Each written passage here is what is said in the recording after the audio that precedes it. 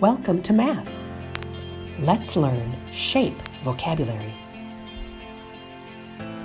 Flat shapes are two-dimensional. They have length and width. Hexagon, parallelogram, triangle. Objects are three-dimensional. They have length and width and height, like a cube or a cylinder. We abbreviate these 2D and 3D. 2D shapes are made of angles and lines. Here's a rectangle. The angle is the space inside the corner. Where two sides meet is called a vertex. There it is.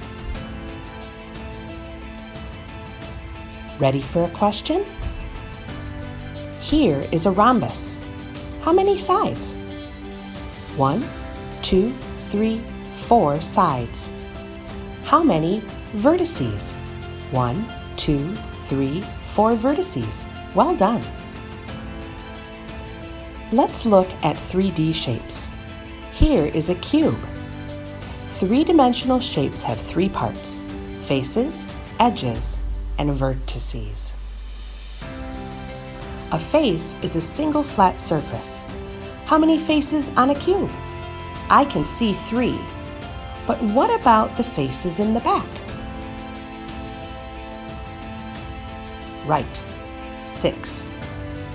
Because it is a three-dimensional object, there are faces we can't see. An edge is where two faces meet.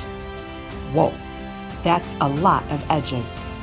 What about the edges in the back?